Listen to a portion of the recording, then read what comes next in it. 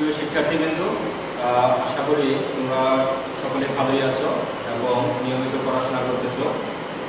আমি গত ক্লাসে তোমাদেরকে বেসিক কমিউনিকেশন ইঞ্জিনিয়ারিং সাবজেক্টের প্রথম অধ্যায় শেষ করেছিলাম, প্রথম অধ্যায় পড়েছি। তো আশা করি যে তোমরা এই বিষয়গুলো বাসায় বসে বসে পড়াশোনা করেছো।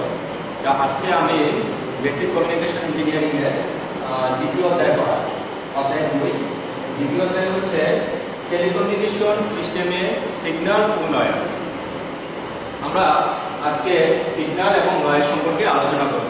যদিও প্রথম অধ্যায়ে আমরা নয়েজ সম্পর্কে হালকা কিছু আলোচনা করেছি, তো আজকে আমরা নয়েজের প্রকারভেদ আজকে আমরা ডিটেইলস আলোচনা করব।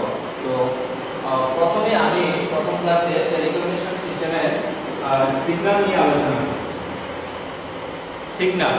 সিগন্যালটা কি?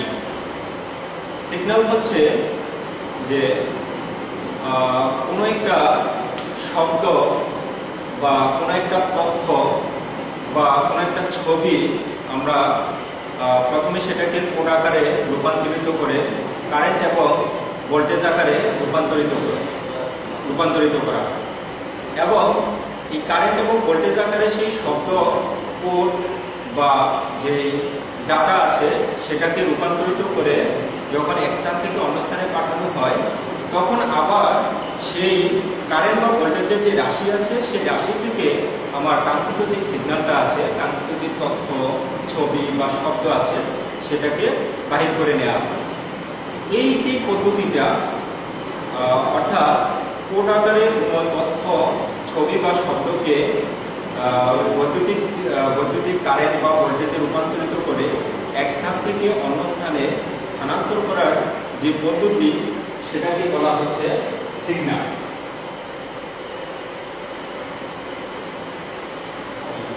এই সিগন্যাল প্রথমত আমরা দুই ধরনের সিগন্যাল পেতে পারি। একটাকে আমরা বলি অ্যানালগ সিগন্যাল, আর একটা হচ্ছে ডিজিটাল সিগন্যাল।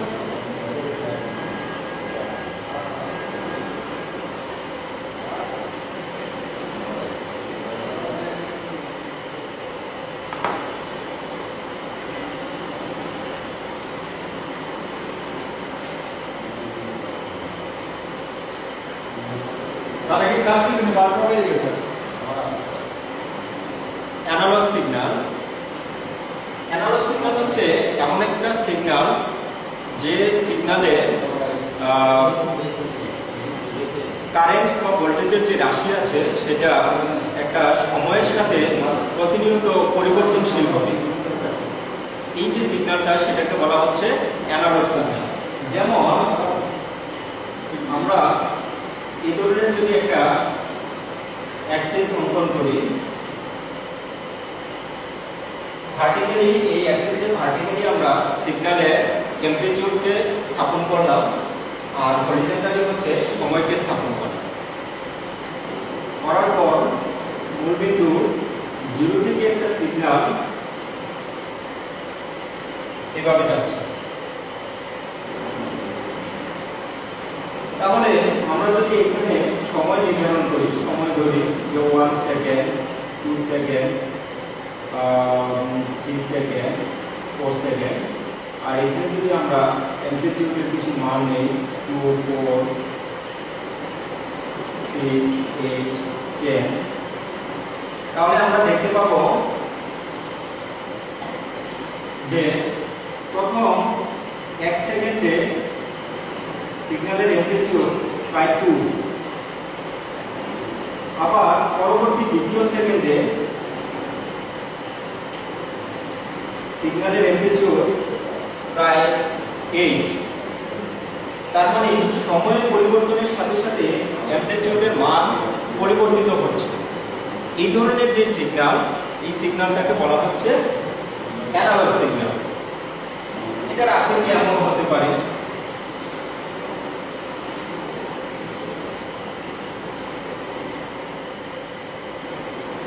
এই ধরনেরও হতে পারে। এবার আসি ডিজিটাল সিগন্যাল নিয়ে।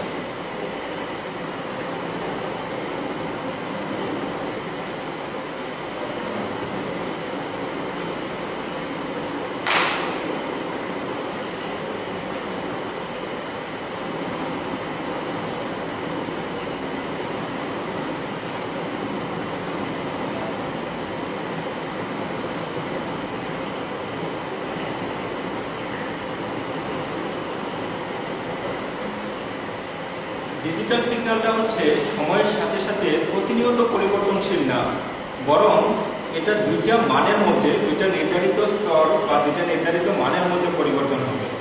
একটা হচ্ছে 0 আর একটা হচ্ছে 1। এই 0 এবং 1 এর মধ্যে সেটা পরিবর্তিত হবে, অর্থাৎ হাই এবং লো এই দুইটা অবস্থান থাকবে। এই দুইটা অবস্থান ছাড়া আর অন্য কোনো অবস্থান পাওয়া যাবে না। এর মধ্যে সেই সিগন্যালটা পরিবর্তন হবে, অর্থাৎ একবার হাই হবে একবার লো হবে।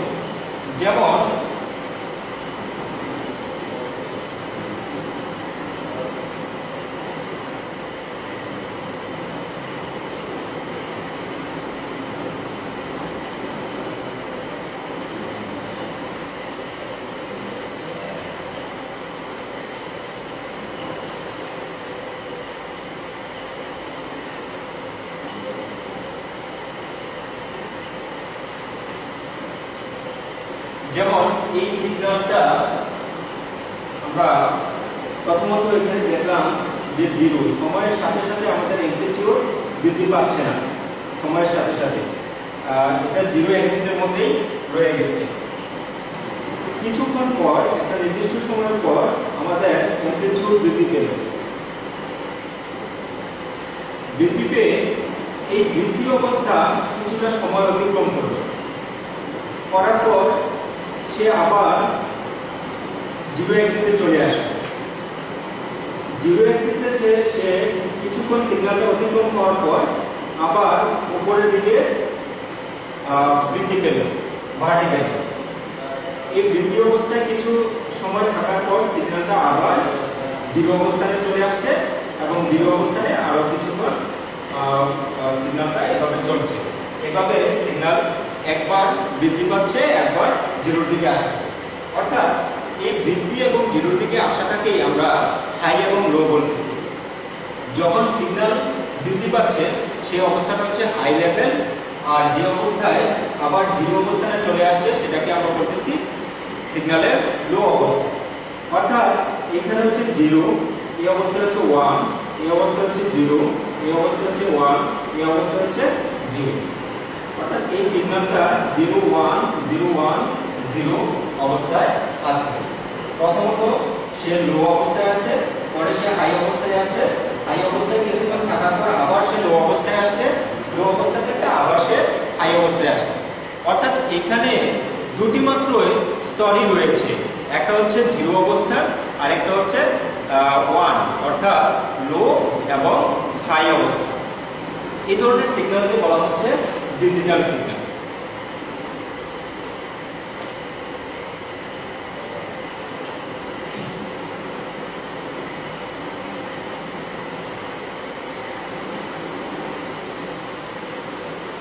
এখন আমরা আলোচনা করব ফ্রিকোয়েন্সির উপর ভিত্তি করে সিগন্যালকে মূলত 3টি ভাগে ভাগ করা হয়েছে। কিসের উপর ভিত্তি করে? ফ্রিকোয়েন্সির উপর ভিত্তি করে।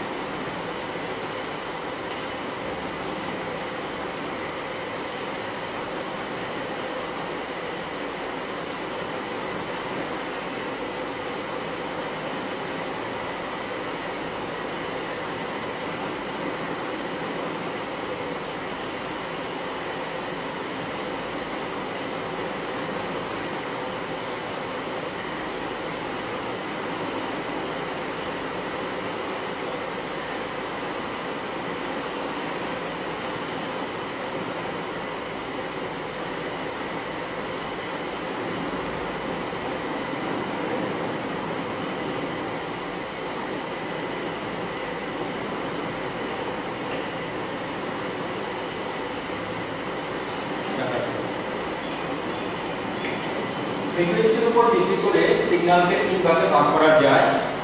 একটা হচ্ছে অডিও সিগন্যাল, একটা একটা হচ্ছে ভিডিও সিগন্যাল, একটা হচ্ছে ডাটা সিগন্যাল। তাহলে অডিও সিগন্যালটা কি?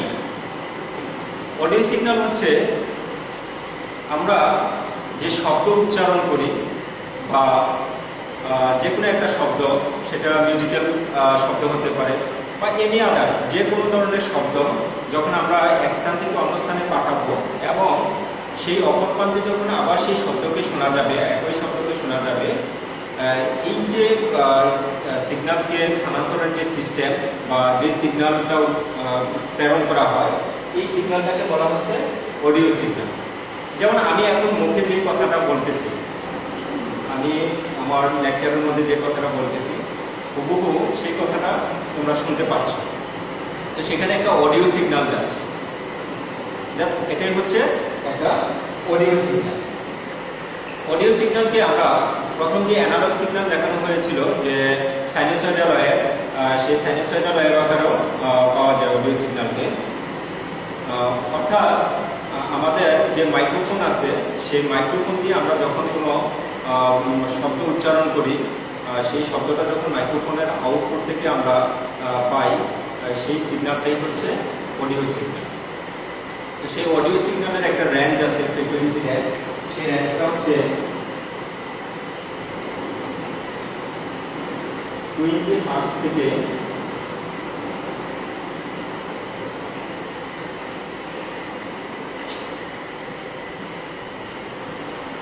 20 কিলোহার্টজ পর্যন্ত।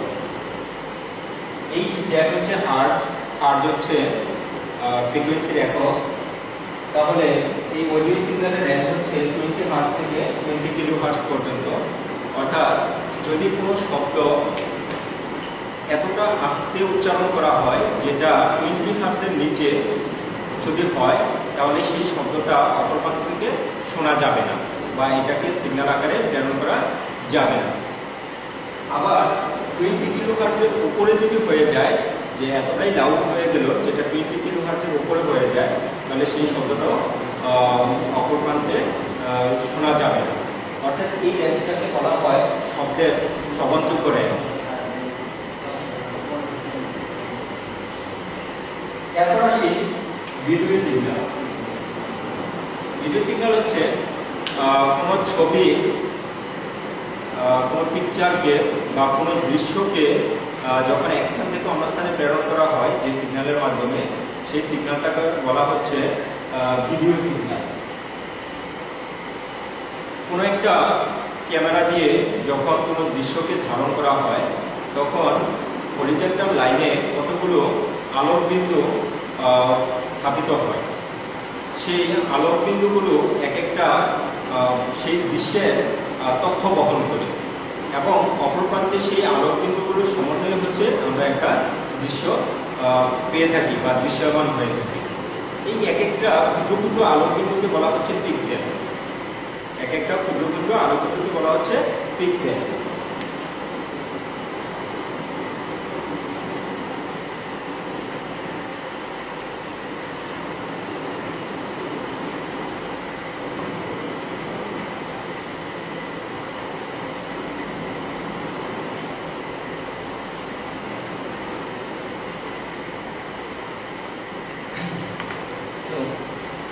এই ভিডিও সিগন্যালের রেঞ্জ হচ্ছে 0 থেকে 5.5 মেগাহার্টজ পর্যন্ত।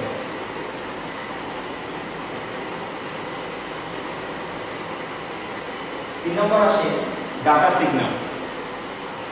ডাটা সিগন্যাল হচ্ছে কোনো তথ্য, সেটা লিখিত কোনো তথ্য হতে পারে বা যে কোনো ধরনের তথ্য, ইনফরমেশন যখন আমরা এক স্থান থেকে অন্য স্থানে প্রেরণ করি, যে সিগন্যালের মাধ্যমে সেটাকে প্রেরণ করি, সেটাকে বলা হচ্ছে ডাটা সিগন্যাল। তো সেই ডাটা সিগন্যালের রেঞ্জ হচ্ছে